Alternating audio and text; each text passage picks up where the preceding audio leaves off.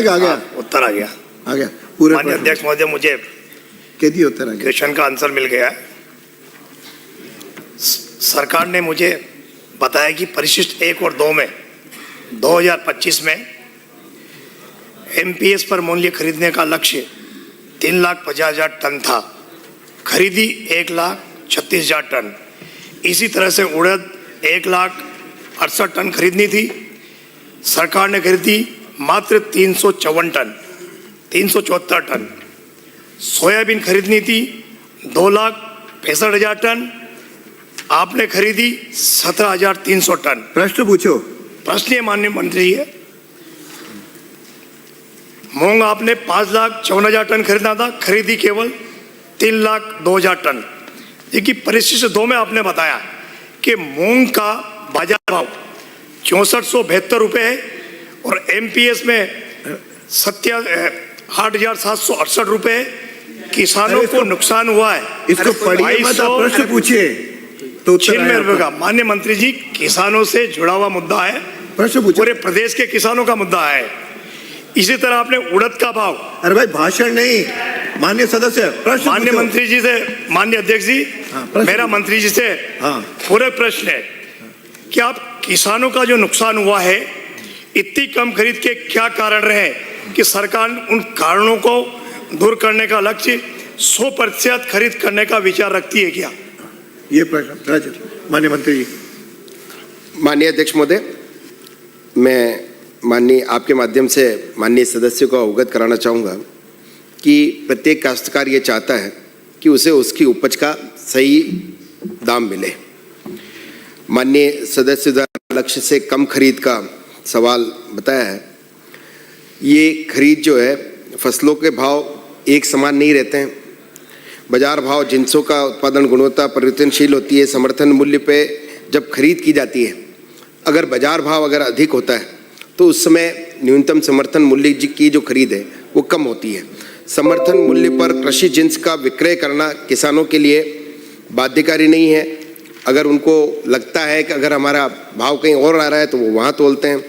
तिलहन के व्यापारी जो तिलहन द्वारा जो तिलहन प्रोडक्ट होते हैं, उनमें कुछ क्षेत्र ऐसे हैं जहाँ पे जो है अगर उनकी किस्म अच्छी होती है तो बाजार मूल्य अगर अच्छा होता है तो वो वहाँ तोलते हैं।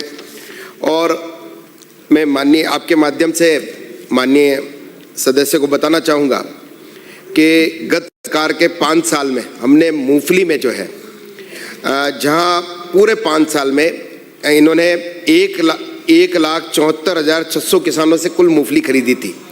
उसके बजाय में हमारे इन 2 सालों में हमने 7,94,000, 5 गुना ज़्यादा और 2,30,000 किसानों को हमने लाभान्वित किया है।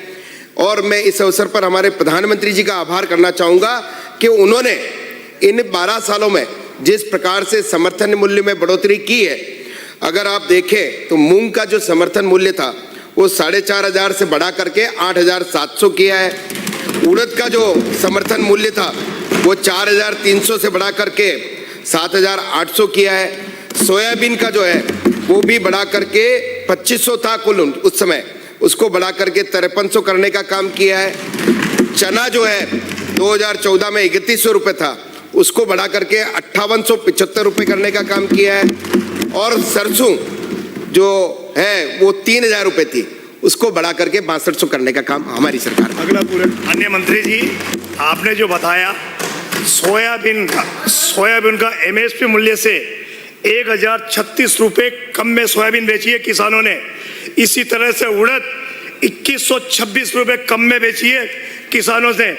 मूंग 2,296 रुपये कम में बेची है किसानों ने। माननीय मंत्री जी से मेरा दूसरा पूरक प्रश्न है, क्या सरकार किसानों को उसकी उपज का पूरा दाम मिले, इसके लिए एमएसपी पर खरीद का कानून बनाने का विचार रखती है? यदि हाँ तो कब तक, नहीं तो क्यों नहीं? माननीय मंत्री। वैसे माननीय अध्यक्ष महोदय, मैं आपके माध्यम से बताना चाहूँगा कि जिन फसलों का जिक्र माननीय सदस्य ने किया है, उन सभी का समर्थन मूल्य केंद्र सरकार द्वारा लगातार बढ़ा गया है और हमारे द्वारा उस पर खरीद भी की जा रही है। और जो एक सोयाबीन का आपने बताया, हमारी खरीद के दौरान जो बाजार मूल्य है वो हमेशा से ज़्यादा रहा है। इसी वजह से जिन जो उत्पाद होते हैं, जिन उत्पादों का बाजार मूल्य कम होता है, वही किसान जो है, क्योंकि किसान जो है बाजार में बेचने के लिए स्वतंत्र है, इसलिए अगर बाजार भाव से ज़्यादा समर्थन मूल्य होता है तभी किसान हमारे यहाँ खरीदता है। अगला प्रश्न है माननीय जबर सिंह सांगला। मंत्री जी, मैंने आपसे पूरक प्रश्न पूछा था, एमएसपी पर